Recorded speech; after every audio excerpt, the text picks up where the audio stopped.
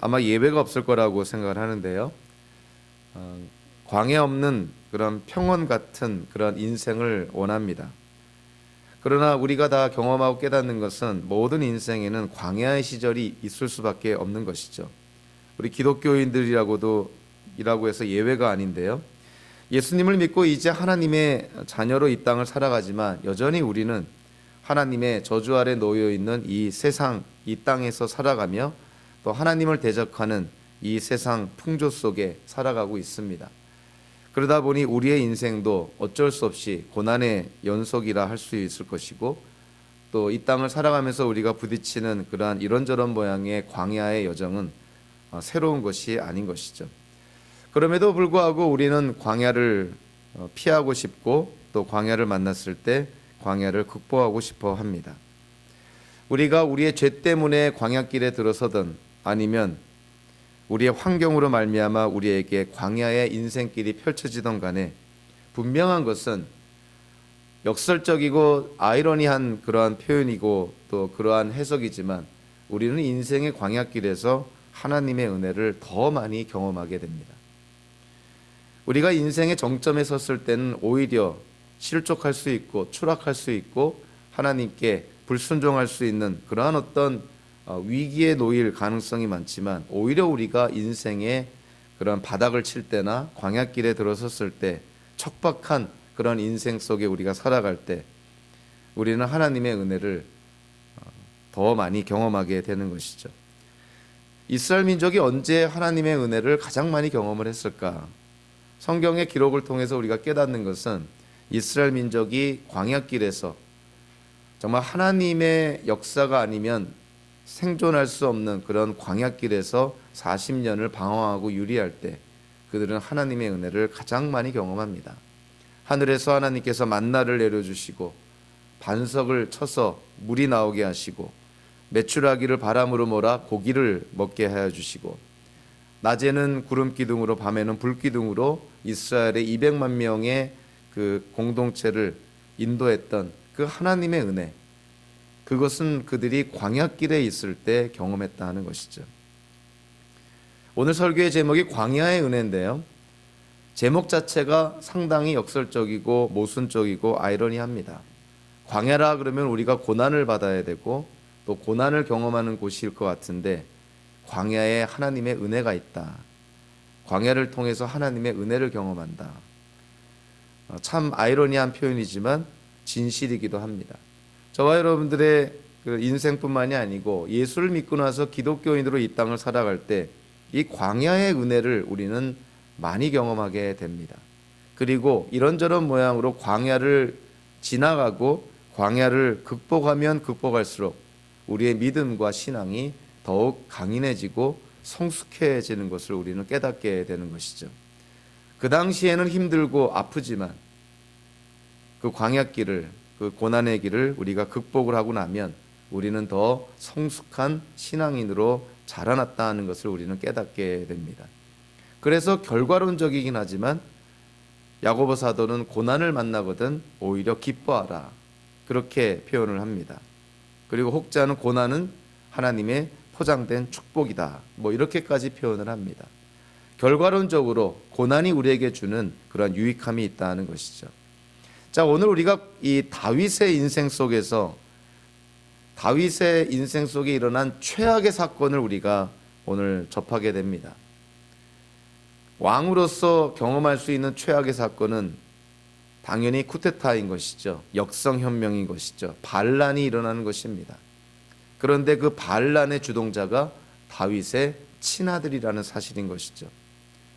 더군다나 이제 맏아들인 암논이 죽은 상태에서 다윗의 뒤를 이어서 왕위를 계승할 자가 압살롬인데, 왕위 계승자인 압살롬이 반란을 주도합니다. 아비이자 이스라엘의 왕으로서 다윗에게 있어서는 정말 지울 수 없는 수치와 치욕, 정말 고통과 고난의 그런 시간이라는 것을 우리가 쉽게 상상할 수가 있습니다.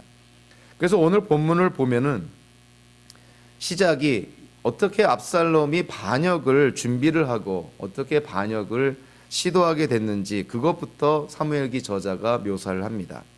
1절부터 12절까지를 통해서 한마디로 압살롬의 반역이라는 주제로 지금 사무엘기 저자가 사건을 전개해 나가고 있는데요. 압살롬은 도대체 어떠한 부류의 사람일까? 압살롬에 대해서 우리가 먼저 이해해 볼 필요가 있습니다.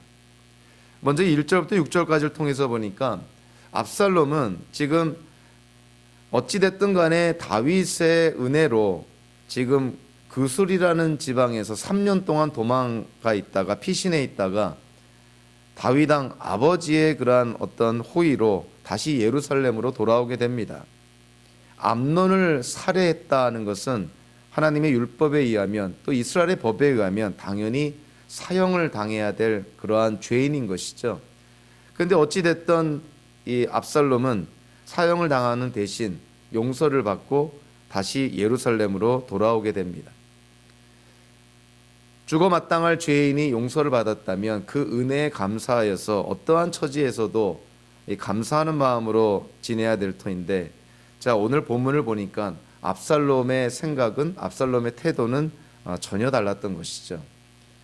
그는 이스라엘의 왕이자 자기의 아비인 다윗의 은혜로 다시금 생명을 부지해서 예루살렘에서 살게 됐는데, 오늘 본문을 보니까 이 압살롬의 속마음이 야심이 드러납니다. 화려한 외모, 그리고 말과 병거와 호위병을 거느리면서 어찌 보면 사병을 이제 확보하는 것이죠. 자기가 마치 벌써부터 왕이 된 듯한 어떤 그러한 행세를 하기 시작을 합니다.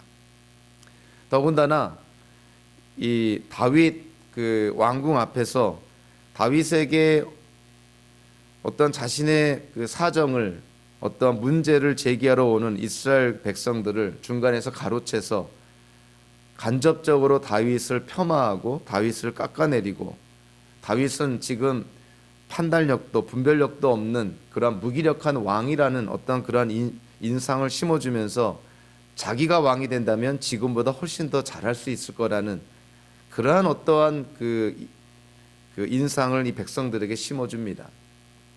야심을 품은 것이죠. 그래서 오늘 이 사무엘기 저자가 6절에서 이렇게 표현합니다. 압살롬은 이렇게 하여 이스라엘 사람의 마음을 사로잡았다, 이렇게 표현하는데요. 이 사로잡았다라고 번역된 히브리어 동사가 원래의 원어적인 의미는 이 훔치다, 도적질하다라는 뜻입니다. 그러니까 이 사무엘기 저자의 관점에서 이 압살롬의 행동은 다윗에게 갈 이스라엘의 마음을 중간에서 압살롬이 지금 가로채고 있다는 것이죠. 그러니까 사무엘기 저자가 이미 압살롬의 행동에 대해서 판단을 하고 평가를 내리고 있는 것이죠. 그는 정당한 방법으로 지금 이스라엘 백성을 대하는 것이 아니라 왕인 다윗에게 돌려질 이스라엘 백성의 마음을 중간에서 지금 도적질하고 있다, 이렇게 지금 사무엘기 저자가 평가하고 있는 것입니다. 압살롬은 이 왕권에 대한 그런 야심을 가진 자일 뿐만이 아니라 또 상당한 치밀한 모략가였다는 것도 깨닫게 됩니다. 우리는 이미 알고 있습니다. 그의 이복형인 암논이 자기의 친여동생 다말을 강간하는 성폭행을 했을 때 무려 2년이라는 기간을 절치부심 기다리다가 기회를 봐서 암논을 살해합니다. 자, 이번에도 보니까 압살롬이 예루살렘으로 귀환하고 나서 무려 4년 동안이나 기회를 봅니다. 4년 동안이나 왕자 행세를 하면서 이스라엘 백성들의 마음을 도적질하는 것이죠. 그래서 4년이 지났을 때, 이제 때가 됐다고 생각했을 때, 자기를 따르는, 지지하는 이스라엘 백성들이 충분하다는 생각이 들었을 때 마침내 압살롬이 일을 시작하게 되는 것이죠. 압살롬은 야심가요, 모략가요. 그러나 사무엘기 저자가 한마디로 압살롬을 어떻게 표현하냐면 그는 반역자라고 표현합니다. 오늘 보면 12절에 보니까 이렇게 사무엘기 저자가 언급을 합니다. 압살롬은 또 사람을 보내어서 다윗의 참모이던 길로 사람 아히도벨을 그의 성읍인 길로에서 올라오라고 초청하였다. 아히도벨은 길로에서 정규적인 제사 일을 맡아보고 있었다. 이렇게 반란 세력이 점점 커지니 압살롬을 따르는 백성도 점점 많아졌다. 사무엘기 저자는 압살롬이 지금 계획하고 지금 실행하려는 그 어떤 일을 한마디로 반란이다, 반역이라는 표현을 지금 쓰고 있는 것이죠. 그러니까 사무엘기 저자는 지금 압살롬을 이미 평가를 하고 있습니다. 그의 행동은 이스라엘의 백성들의 마음을 도적질하는 그런 이 도적질하는 자로 표현을 할 뿐만이 아니라 그의 행동은 지금 반란을 꾀하는 쿠데타를 일으키는 역성혁명을 일으키는 반란, 반역자라고 그렇게 지금 묘사하고 있는 것이죠. 이러한 과정 속에서요, 우리는 아직도 그 다윗의 그 어리석음을 볼 수밖에 없는데요. 이 압살롬이 자기가 구술에 있을 때 하나님께 서운한 것이 있어서 그 서운한 것, 하나님께 약속한 것을 지키려고 헤브론으로 내려가고 있다고 했을 때 지금 어떠한 상황이 벌어지는지를 다윗 왕은 전혀 깨닫지 못한 상태에서 헤브론으로 내려가겠다는 압살롬에게 오히려 축복을 합니다. 평안을 빌어주는 것이죠. 지금 압살롬은 지금 무슨 생각하고 있습니까? 헤브론에 내려가서 거기서 지금 반역을 시도하겠다는 것이죠. 예루살렘에 내려온 지 4년이라는 시간 동안 충분히 준비가 되었고 이스라엘 백성들의 마음도 압살롬으로 다 돌려놨기 때문에 지금 쿠데타하면 성공한다는 것이죠. 그런데 그런 상황에서 다윗은 이 압살롬의 계획을 전혀 깨닫지도 못하고 서로 낌새를 차렸다 하더라도 아직도 자기 자식에 대한 그 무지한 사랑이라고 그럴까요? 그 장님 같은 사랑. 설마 내 아들이 나에게 반역을 할까? 아마 그런 나이브한 그런 순진하다 못해 그 어리석은 어떤 그러한 생각을 하지 않았나 이렇게 파악이 됩니다. 다윗은 압살롬을 전혀 의심하지 않았고요. 오히려 압살롬을 축복해주고 헤브론에 내려가서 하나님께 제사를 드린다니까 오히려 평안을 빌어줍니다. 특별히 오늘 본문에서 이 압살롬이 특별히 초대한 사람 한 사람을 언급하고 있는데요. 그 사람의 이름이 뭐냐면 12절에 보니까 아히도벨이라는 사람입니다. 이 아히도벨이라는 사람이 얼마나 이 당시에 대단한 사람이었냐면 31절을 한번 보시면요. 이 오늘 보면 31절에서 다윗이 도망을 가다가 하나의 소식을 듣게 됩니다. 그 소식이 뭐냐면 자기의 참모였던 아히도벨이 압살롬의 반란에 참여했다는 소식을 듣게 됩니다. 이 소식은 다윗에게 엄청난 충격을 주었고요. 굉장한 위기감을 불러일으킵니다. 31절에 보니까 그때 누가 다윗에게 압살롬과 함께 반역한 사람들 가운데는 아히도벨도 끼어 있다는 말을 전하자 다윗이 기도하였다. 주님, 부디 아히도벨의 계획이 어리석은 것이 되게 하여 주십시오. 이 다윗이 기도할 수밖에 없었던 이유가 뭐냐면 이 아히도벨의 계략, 이 아히도벨의 지략을 막을 사람은 하나님밖에 없다는 것이죠. 그만큼 아히도벨에 대한 평가가 뛰어났습니다. 다윗이 충격을 받을 정도로 이 아히도벨은 굉장히 뛰어난 지략가요 모사였다는 것을 깨닫게 되는 것이죠. 아마도 그 삼국지에서 그 유비의 그런 모사였던 제갈공명 같은 어떤 그러한 뛰어난 지략가가 아니었나 이렇게 생각을 합니다. 그런데 이 아히도벨에 대한 그 배경을 성경이 잠깐 언급하는 부분이 있는데요. 사무엘기하 23장 34절에 보면 이런 그 기록이 나옵니다. 마아가 사람의 손자로 아하스베의 아들 엘리벨렉과 길롯 사람 아히도벨의 아들 엘리암과 이렇게 묘사를 합니다. 그러니까 아히도벨에 대해서 지금 묘사를 하고 있는데요. 자, 우리가 이 그 성경을 읽었지만 이 사무엘기하 15장에서 이렇게 보면은 다윗을 따르는 신하들은요 다윗에게 충성을 다합니다. 지금 압살롬의 반란에 쫓겨서 망명길에 오르는 다윗을 끝까지 따르는 다윗의 주변 사람들, 신하들, 충신들이 있었죠. 아히도벨도 다윗의 충신이었고 다윗의 모사였고 다윗을 돕는 그러한 어떤 참모였는데 왜 아히도벨은 이 압살롬의 반란에 참여했을까? 이것이 참 궁금하지 않을 수가 없는 것이죠. 그런데 좀 전에 읽은 사무엘기하 23장 34절에 보니까 하나의 단서가 나옵니다. 자, 아히도벨이 누구라고 말하고 있냐면 엘리암의 아버지입니다. 근데 엘리암이 누구냐면 바로 밧세바의 아버지인 것이죠. 그러면 아히도벨이 누구냐면 밧세바의 할아버지인 것이죠. 물론 지금 밧세바가 다윗과 결혼해서 왕비로서 자기 나름대로 자리를 잡아가고 있지만 이 아히도벨의 입장에서 보면요, 자기 손녀딸이 밧세바고 그 손녀딸의 남편, 그게 누구냐면 우리아였던 것이죠.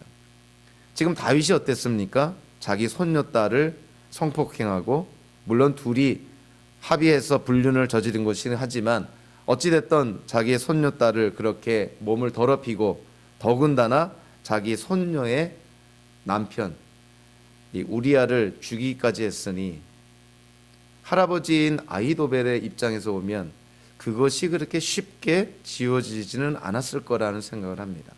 그래서 우리가 이 성경의 기록을 통해서 건강하게 추측해 볼 수 있는 것이죠. 아주 합리적인 추측인 것이죠. 아히도벨이 왜 다윗을 배반했을까? 왜 아히도벨만 배반을 했을까? 성경을 통해서 우리가 찾아볼 수 있는 유일한 그 단서가 바로 밧세바의 할아버지라는 데서 우리는 찾아볼 수가 있습니다. 자기의 손녀딸의 인생을 망친 자라고 생각을 했으니 압살롬이 반란하고 압살롬이 아히도벨을 초청을 했을 때 주저하지 않고 압살롬의 반란에 참여하게 된 것이죠. 우리는 이 압살롬이 반란을 하는 이런 과정 속에서 좀 일반적으로 우리가 좀 지혜를 좀 찾아볼 수가 있습니다. 공동체는 세워지는 데는 시간도 많이 걸리고 공동체가 세워지는 데는 그만큼 많은 사람들의 수고가 듭니다. 그런데 공동체가 무너지는 데는요, 한순간에 무너지고요, 한 사람의 그런 어떤 그런 죄와 악으로 말미암아 공동체는 얼마든지 쉽게 무너질 수가 있습니다. 이 압살롬의 어떤 그런 반역, 반란의 그런 죄를 우리가 바라보면서 우리가 좀 스스로 경각심을 가져야 되는 것이죠. 이 압살롬이 사용한 전략이 뭐냐면 다윗과 이스라엘 백성 간의 이간질입니다. 잠언을 통해서도 보면 하나님이 정말 토해버리고 싶을 정도로 하나님이 혐오하는 사람들 가운데 하나가 이간질하는 사람들입니다. 사람들 사이를 이간질하는 것. 특히 신앙의 공동체 안에서 어떠한 관계 속에 끼어들어서 그 관계의 양자 사이를 이간질하는 것. 이거는 하나님께서 가장 혐오하는 죄 중에 하나라는 것이죠. 압살롬이 바로 지금 그와 같은 어찌 보면 비열한 방법을 사용하고 있는 것이죠. 다윗 왕과 이스라엘 백성들 간을 이간질하고 있습니다. 이간질하는 자도 문제지만 그 이간질에 속아 넘어가는 이스라엘 백성들도 문제인 것이죠. 그러니까 분별력이 없는 것이죠. 무엇이 옳은 것인지 무엇이 바른 것인지 전체의 그림을 못 보니까 사람의 그 새치혀에서 나오는 그 아주 간사한 말에 이스라엘 백성들이 다 넘어가는 것이죠. 현대를 사는 우리 기독교인들이 하나님께 항상 구해야 되는 것은 하나님의 지혜를 우리가 항상 구해야 되는데 지식보다도 지혜를 구해야 됩니다. 근데 하나님의 지혜가 우리가 충만할 때 당연히 하나님의 관점에서 세상을 바라볼 수가 있고 우리에게 일어나는 여러 가지 상황의 변화도 하나님의 관점에서 바라볼 수가 있습니다. 더군다나 어떠한 이슈가 이렇게 드러났을 때 그거를 분별하고 판단하는 어떤 지혜, 그거는 세상의 지혜가 아니라 하나님의 지혜로 그 분별과 판단을 해야 된다는 것이죠. 참 제가 자주 얘기하는 것이긴 하지만 우리가 이성적으로 판단하자, 뭐 그런 표현을 많이 씁니다. 우리가 주관적으로 판단하지 말고 이성적으로 판단하자. 자, 그런데 사람이 갖고 있는, 아니 우리 자신이 갖고 있는 이성이라는 것이 과연 얼마나 객관적일까요? 절대 객관적이지 않습니다. 우리가 생각하는 이성이라는 것도 결국은 우리의 경험, 우리의 인생의 여정, 우리가 누구를 만나서 어떠한 영향을 받았는지에 따라서 우리의 이성도 다 다른 것이죠. 이성은 절대 객관적이지 않습니다. 이성도 지극히 주관적인 것이죠. 이성적으로 판단하자, 그거는 내 이성으로 판단하는 것이지 모든 사람들이 따를 수 있는 어떤 절대 진리와 같은 그러한 이성이라는 것은 존재하지 않는다는 것이죠. 그래서 우리가 우리의 어떤 이성으로 판단하자, 우리의 생각으로 판단하자는 것은 굉장히 위험합니다. 그래서 어떠한 중요한 일이 우리 눈앞에서 벌어졌을 때, 중요한 이슈가 우리 앞에 드러났을 때 그거를 판단하는 기준은 우리의 이성이 돼서는 안 되고요, 하나님의 지혜가 되어야 되고 하나님의 말씀이 되어야 된다는 것이죠. 하나님의 관점에서 이걸 바라보자는 것이죠. 압살롬이 다윗 왕과 이스라엘 백성들 간에 이간질했을 때 만약에 이스라엘 백성들이 하나님의 관점으로 그걸 바라본다면 하나님이 위임하여서, 하나님의 고난을 위임하여서 이스라엘의 왕으로 세운 다윗 왕을 폄하하고 다윗 왕에게 나쁜 말을 하는 그 압살롬의 말이, 압살롬의 그러한 그 방법이 하나님 보시기에 옳지 않다는 것은 누구나 쉽게 깨달을 수가 있습니다. 그렇게 돼야 됐다는 것이죠. 이간질하는 압살롬도 나빴지만 그 이간질에 속아 넘어간, 그 분별력이 없었던 그 당시에 이스라엘 백성들도 문제가 있었던 것이죠. 뭐 다윗조차도 이 압살롬이 반역을 하려는 것에 대한 그러한 판단을 전혀 하지 못하는 그런 무기력한 상태에 있었으니 그 왕 밑에 있는 이스라엘 백성들도 사실은 다를 바가 없는 것이죠. 공동체를 지키기 위해서는 그래서 우리가 긍정적으로 생각하면 우리 자신이 이런 어떤 이간질하는 사람이 절대로 돼서는 안 됩니다. 오히려 화해를 도모하는 피스메이커의 역할을 우리가 감당해야 되죠. 쌍방을 이간질시켜서 사이를 이간시키는 어떤 그러한 모습이라는 것은 정말 이거는 기독교인의 모습 속에 절대로 있어서는 안 되는 모습인 것이죠. 공동체에 우리가 속해 있다면 공동체의 일원으로 공동체 안에서 맺은 관계를 세우는데 우리가 도움을 주는 역할을 해야 되고, 또 공동체가 건강하게 세워질 수 있도록 우리 자신을 잘 지켜서 하나님의 지혜로 세상에 있는 일들, 교회에 일어나는 일들, 관계상에 일어나는 모든 일들을 우리가 바라볼 수 있어야 된다는 것이죠. 다윗은 판단합니다. 압살롬의 반란이 일어났다는 소식을 들었을 때 이제 그거를 막을 시간이 없다는 걸 깨닫게 됩니다. 이미 때를 놓친 것이죠. 4년 동안이나 압살롬이 그 아주 치밀하게 반란을 준비했다가 반란을 도모했으니 갑작스럽게 이 반란이 생겼다는 소식을 들은 이 다윗이 그거를 막을 방법이 없는 것입니다. 그래서 다윗은 허겁지겁 도망갑니다. 정말 오늘 본문 13절 이후로부터 보면 정말 허겁지겁이라는 표현이 가장 맞습니다. 뭐 이것저것 챙길 틈이 없는 것이죠. 그냥 목숨을 부지하기 위해서 그냥 도망칩니다. 그만큼 상황이 급박했다는 것이죠. 자, 우리 지도를 한번 보면요, 다윗이 그 도망간 그 경로를 우리가 한번 좀 볼 필요가 있는데요. 자, 여기 밑에부터 한번 보면, 자, 여기가 헤브론이고 저 위가 좀 더 올라가면요, 여기가 예루살렘입니다. 그러니까 헤브론이 상당히 남쪽에 있었죠. 여러분들 기억나시나요? 다윗이 유다 지파의 왕이 됐을 때 그 유다 지파의 수도가 어디였냐면 여기 밑에 헤브론입니다. 여기 밑에 헤브론. 네, 여기가 유다 지파의 수도였던 것이죠. 여기서 다윗이 7년 반을 통치를 하게 되고 이때 낳은 아들이 압살롬입니다. 그러니까 압살롬에게는 헤브론이 고향인 셈인 것이죠. 그러니까 자기 고향에 가서 지금 반란을 시도한 것입니다. 그래서 길로에 있는 아히도벨을 불러서 반란에 참여하게 해서 지금 반란군을 이끌고 어디로 가겠어요? 쭉 올라가 보실까요? 예루살렘으로 지금 쳐들어 올라가고 있는 것이죠. 이 소식을 다윗이 듣습니다. 그래서 다윗이 지금 어떻게 됩니까? 허겁지겁 도망가게 되죠. 여기가 그 예루살렘의 그 왕궁과 근처에 있는 어떤 지형인데요. 여기가 다윗성, 다윗 궁전.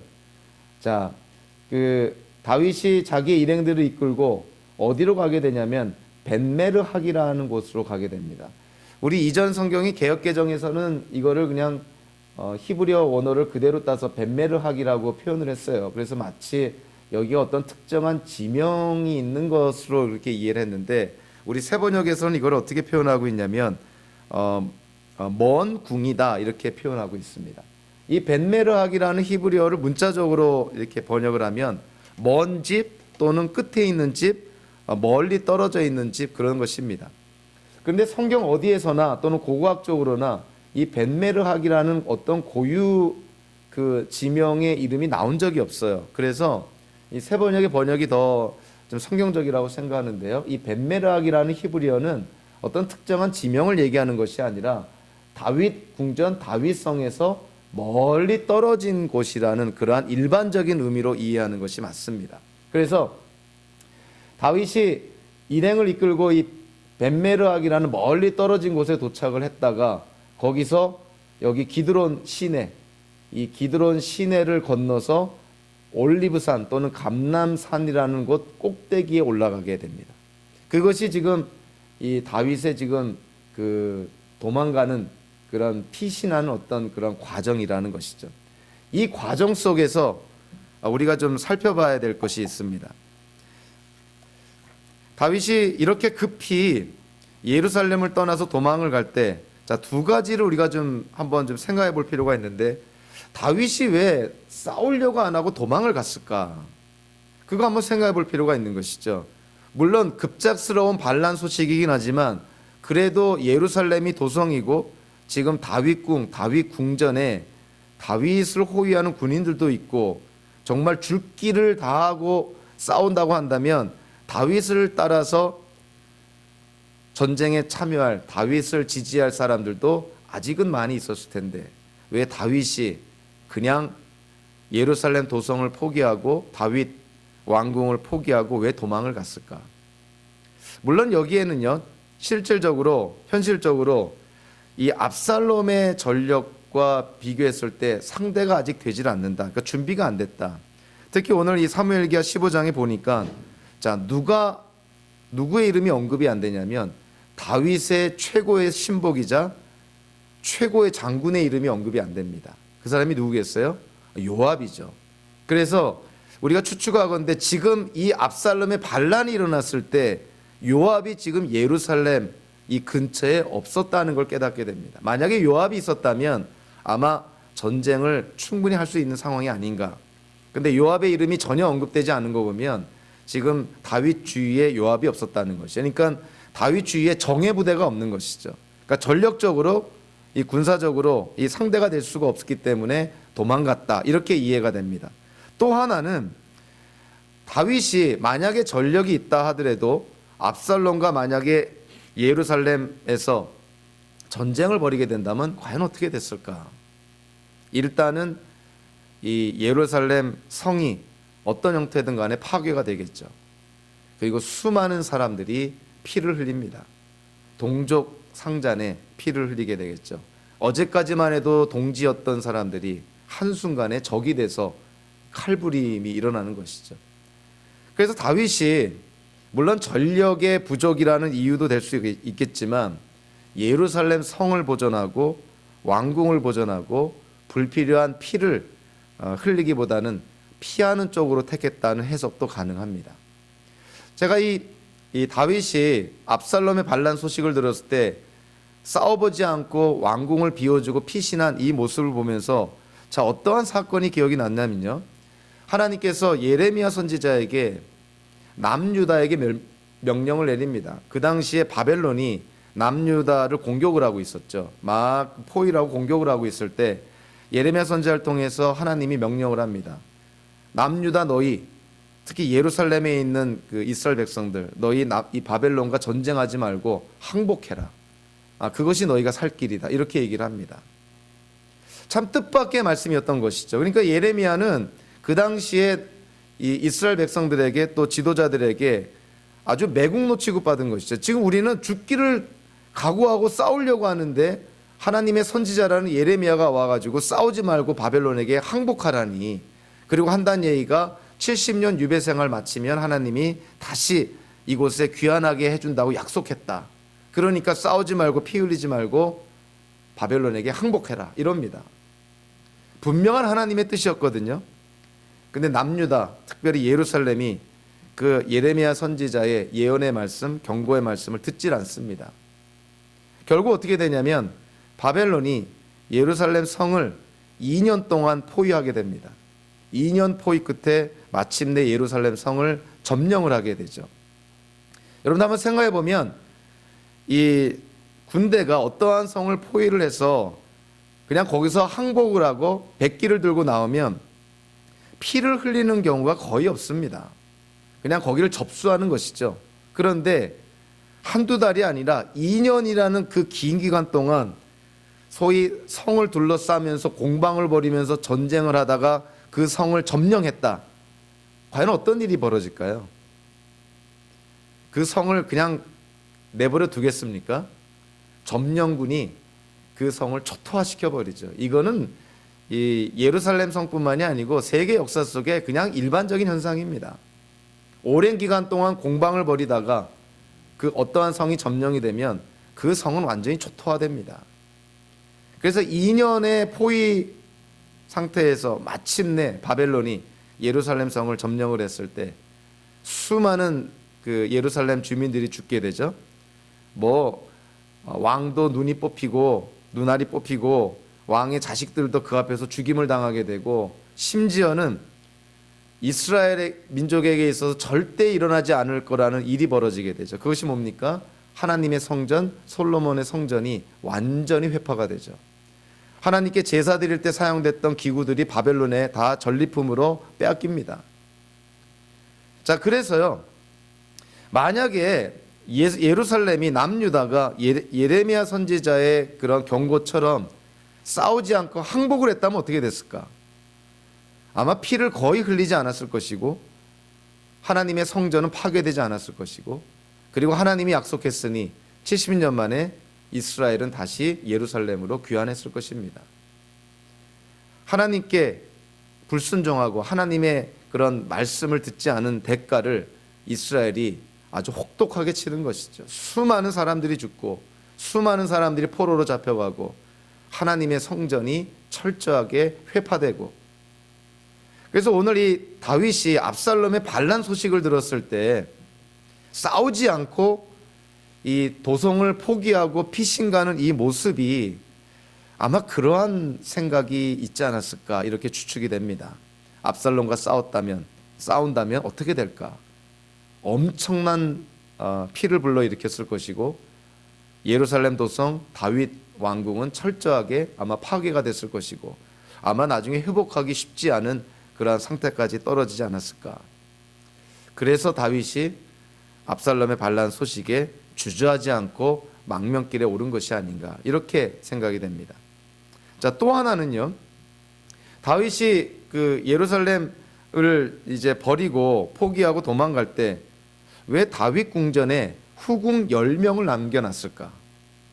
이게 뭐 군인을 남겨놓은 것도 아닙니다. 후궁 10명이면 아주 무기력한 그러한 어찌 보면은 자기를 방어할 수 있는 사람이 아닌데 어떻게 후궁 10명을 남겨놨을까?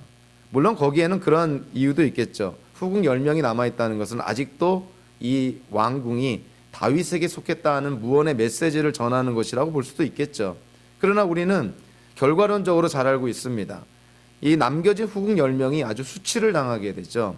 아히도벨의 계략에 의해서 압살롬이요, 백주에 사람들 보는 앞에서 이 다윗의 후궁 10명을 성폭행합니다. 그러니까 백주의 욕을 보이는 것이죠. 자, 우리가 그래서 이 다윗이 후궁 10명을 남겨놓은 이 사건을 보면서 좀 생각할 수밖에 없는 문제가 있습니다. 다윗이 후궁 10명을 남겼을 때 결과론적으로는요, 자, 이 다윗의 선택은 어떻게 역사가 되냐면 하나님께서 다윗에게 심판의 메시지를 내리죠. 너에게 가까운 사람이 내 아내들을 사람들이 보는 백주의 욕을 보일 것이다. 너는 숨어서 밧세바와 간음을 했지만 내 아내들은 백주에 너에게 가까운 사람이 내 아내들을 범할 것이다. 이것이 하나님의 심판의 메시지입니다. 그런데 그 심판이 실제로 이루어졌던 것이죠.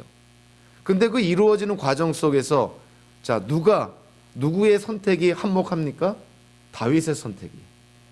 다윗이 후궁 10명을 남겨놨기 때문에 나단을 통한 하나님의 심판의 메시지가 이루어지고 성취가 된 거예요. 자, 이걸 우리가 생각해 보면 아니 그러면 하나님이 다윗의 마음을 소위 말하는 매니퓰레이트해서 다윗은 그러고 싶지 않았는데 후궁 10명을 다윗으로 하여금 강제적으로 왕궁에 남겨놓게 하셨는가 하나님께서? 그거는 아닌 것이죠. 다윗이 자유의지를 갖고 스스로 선택하고 판단하고 결정한 것 아닙니까? 후궁 10명을 남긴 것은 다윗의 자신의 선택이었던 것이죠. 그런데 그것이 결국에 가서는 하나님의 심판의 메시지를 이루고 성취하는데 쓰임받았다는 거예요. 그러니까 우리는 여기서 아주 놀라운 우리의 이해와 논리를 초월한 신비한 사건을 접하게 되는 것이죠. 하나님께서는 우리의 이해와 논리를 초월해서 인간의 어리석고 악한 선택과 결정까지도 사용해서 하나님의 뜻을 이루어 나가신다는 것입니다. 이거는 정말 풀 수 없는 미스테리와 같은 것이죠. 다윗이 후궁 10명을 남겨놓은 것은 스스로의 판단과 선택과 결정이었지만 그것이 하나님 안에서 하나님의 그런 예언을 이루고 성취하는 데 쓰임받았다 하는 것입니다. 압살롬의 반역으로 인한 다윗의 도망길, 인생에서 가장 비참하고 처참한 광야길을 이 다윗이 걸어갑니다. 자, 그런데 이 다윗의 인생 속에 가장 최악의 그런 상황 속에서 놀랍게도요, 다윗이 하나님의 은혜를 경험합니다. 또 놀라운 것은 하나님의 은혜가 어떠한 상황을 통해서 주어지기보다는 사람을 통해서 하나님의 은혜가 주어진다는 것이죠.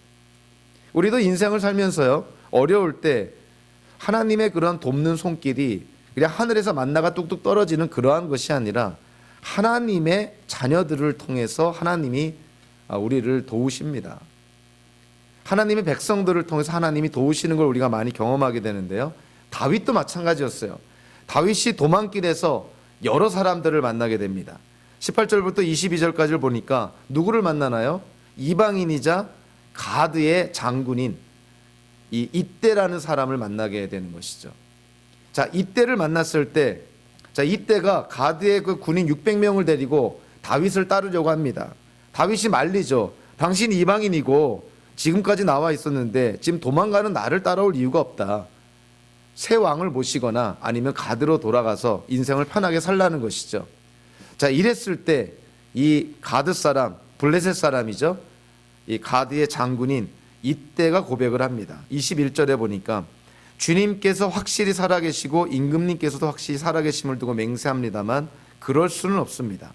임금님께서 가시는 곳이면 살든지 죽든지 이 종도 따라가겠습니다. 이때의 고백이요, 다윗에게는 정말 이루 말할 수 없는 큰 힘이 되었을 거라고 생각을 합니다. 이 가드의 장군 이때가 한 고백은 누구의 고백을 연상시킵니까? 나오미에게 한 룻의 고백을 연상시켜요. 나오미가 이제 자기의 며느리인 모압 여인인 며느리인 이 룻에게 너 나 따라올 필요 없다. 나 따라 저 예루살렘에 가서 그런 타지에서 너 고생할 필요 없다. 너 모압으로 돌아가서 너희 식구들과 편하게 지내고 새로 결혼해서 새 살림 차려라. 나오미가 그렇게 권했을 때 룻이 아주 결의에 찬 그런 고백을 합니다. 어머니의 하나님이 나의 하나님이고 어머님이 죽는 곳에 나도 죽겠습니다. 죽음 아니고서 어머님과 나를 분리시킬 수 없습니다. 얼마나 결연한 그런 의지의 고백을 하는지 모릅니다. 그 룻의 고백을 연상시키는 것이 이때의 고백이에요. 이 가드의 장군 이때, 이방인이지 않습니까? 그 이때가 다윗에게 이런 고백을 합니다. 살든지 죽든지 다윗 당신을 따라가겠습니다. 당신이 지금 망명길에 오르고 다시는 예루살렘의 왕으로 귀환하지 못한다 하더라도 당신과 함께 죽겠다는 것이죠. 이때라는 사람을 통해서 다윗이 참 얼마나 큰 격려를 받고 힘을 얻었을까. 두 번째로 다윗이 만난 사람이 있습니다. 제사장들을 만나게 되는데요, 사독과 아비아달. 그래서 우리가 이걸 통해서 알 수 있는 것은 이 당시에 이 종교 지도자들은 다윗을 지지했다는 걸 알게 됩니다. 레위 사람 사독과 아비아달, 제사장들이 다윗을 지지합니다. 다윗이 피난길에 올랐을 때 아까 그 벳메르핫이라는 그 근처에서 이 제사장들을 만나게 되죠. 근데 이 제사장들이 혼자 그냥 온 것이 아니라 자, 뭐를 들고 옵니까? 하나님의 궤를 들고 옵니다. 법궤를 들고 오게 되죠. 우리가 이 사무엘기를 통해서 우리가 알 수 있듯이 이스라엘 백성들이요, 하나님의 궤가 마치 무슨 신주단지나 되는 것처럼 부적처럼 생각을 합니다. 그래서 전쟁 때에도 하나님의 궤를 가지고 가면 승리할 거라고 생각을 했고, 심지어는 다윗조차도 자기의 어떤 그 정권을 안정시키기 위해서 하나님의 궤를 다윗 궁전에 이렇게 근처에다가 이 하나님의 궤를 이렇게 드립니다. 그러니까 하나님의 궤가 있다는 것은 하나님이 거기에 임재한다는 것이죠. 자, 다윗의 입장에서 지금 도망가고 있는데요, 이 사독과 아비아달이 가져온 하나님의 궤를 만약에 다윗이 가지고 다닌다면 그거는 이스라엘 민족에게 어떠한 메시지를 줍니까? 하나님이 다윗과 함께 한다는 메시지를 주는 것이죠. 이거는 뭐 그 군인 10만 명, 20만 명이 주는 어떤 그런 설득력보다 훨씬 더 그 영향력이 있는 것이죠. 하나님의 궤가 다윗에게 있다. 그런데 다윗이 어떻게 합니까? 사독과 아비아달을 다시 예루살렘으로 돌려보냅니다. 돌려보내면서 어떻게 명합니까? 하나님의 궤를 다시 가지고 가시오. 자, 이전에는 하나님의 궤를 이용해서 전쟁에서 승리하려거나 자기의 정권을 안정시키려고 했다면 이제는 하나님의 궤에 대한 바른 관점을 갖고 있습니다. 하나님의 궤가 중요한 것이 아니라 하나님의 뜻이 더 중요하다는 것이죠. 그래서 다윗이 그럽니다. 만약에 하나님께서 뜻이 계셔서 자기를 다시 왕으로 회복시킨다면 하나님의 궤가 있는 곳에 내가 다시 돌아갈 것이요. 그러나 만약에 하나님의 뜻이 아니다면 나는 그대로 하나님의 뜻대로 아마 진행이 될 것이요, 내 인생은. 그러니까 하나님의 궤를 나한테 주지 말고 다시 예루살렘으로 가지고 가시오. 자, 우리 여기서 다윗의 어떠한 모습을 보게 되나요? 다윗의 믿음과 신앙이 좀 회복되는 거를 느끼지 못하세요? 그전에는 분별력도 없고 심지어 밧세바와의 간음죄 이후로 다윗의 입에서 하나님의 그 이름이 하나님께 기도했다는 언급이 전혀 나오진 않습니다. 그만큼 다윗의 신앙이 밑바닥을 치고 있는 것이죠. 자, 그런데 이 사독과 아비아달을 대하는 다윗의 모습을 통해서 우리는 어떠한 그 다윗에게 변화의 조짐을 보게 되는 것이죠. 지금 다윗이 뭔가 지금 이 광야길에서 압살롬의 반란을 피해서 도망가면서 그 전에 하나님께 가졌던 믿음, 신뢰를 지금 막 회복하고 있는 걸 깨닫게 됩니다. 자, 세 번째로 다윗이 만난 사람이 누구냐면요, 다윗의 참모이자 친구인 후세를 만나게 됩니다. 자, 후세를 만나게 된 때가 언제냐면요, 31절에 보니까 자, 다윗에게 어떠한 소식이 들리냐면 다윗의 참모였던 아히도벨이 압살롬의 반란에 거기에 참여했습니다. 다윗이 충격을 받습니다. 그래서 하나님께 기도하는 것이죠. 하나님, 아히도벨의 계획을 어리석게 해주십시오. 아히도벨의 계략을 하나님 물리쳐 주십시오. 하나님께 기도합니다. 밧세바의 간음죄 이후로 성경에 기록된 최초의 기도입니다. 다윗은 그만큼 신앙이 바닥으로 떨어져 있었는데 이러한 위기 가운데 하나님께 기도합니다. 하나님, 나를 도우셔서 아히도벨의 계략을 물리쳐 주십시오. 그리고 나서 32절에 바로 자, 어떠한 사건이 일어납니까? 바로 일어난 사건이 뭐죠? 후세라는 다윗의 친구가 다윗을 마중하러 나오는 것이죠. 결론적으로 어떻게 되냐면 다윗이 하나님께 기도한 것에 대한 응답이 뭐냐면 후세라는 친구입니다. 나중에 아히도벨이 압살롬에게 계략을 피우고 다윗을 죽이려고 할 때 그 계략을 막은 사람이 누구냐면 바로 이 후세였기 때문인 것이죠. 그러니까 다윗이 그 급박한 상황 속에서 하나님께 기도했더니 하나님이 다윗의 기도에 응답하신 거예요. 그래서 후세라는 다윗의 친구를 통해서 아히도벨의 그 모략을 물리치시고 결국은 다윗이 다시금 예루살렘의 왕으로 귀환하게 됩니다. 그 후세의 역할이 아주 컸다는 것이죠.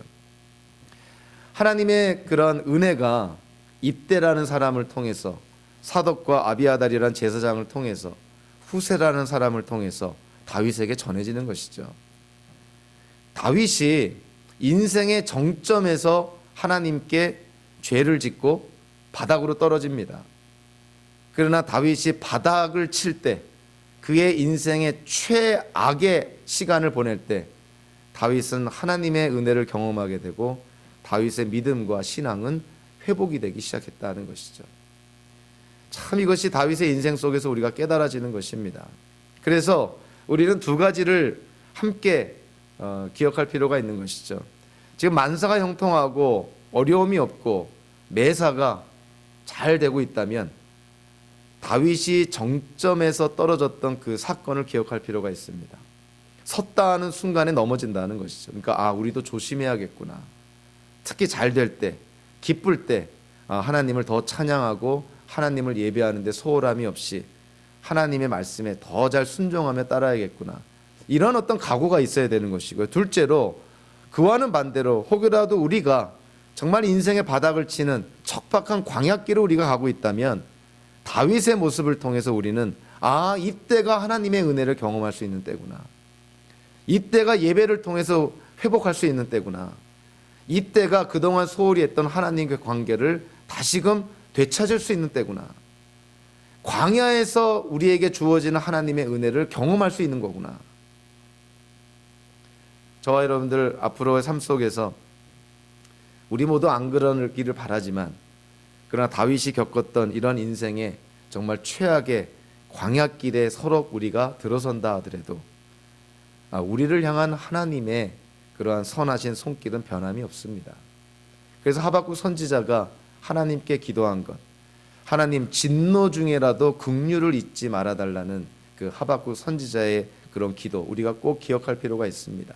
서로 우리가 지금 광야길에 있다 하더라도 우리를 향한 하나님의 긍휼과 자비와 은혜의 손길에 대해서 우리가 의심치 말아야 된다는 것이죠. 특별히 다윗의 인생을 통해서 저와 여러분들의 삶도 광야길에서 하나님의 은혜를 경험하며 그래서 우리의 옥자락을 다시금 여미면서 남은 인생을 하나님의 영광을 위해서 살기로 작정하는 그런 저와 여러분들 되시기를 주님의 이름으로 축원합니다. 기도하겠습니다. 고마우신 하나님,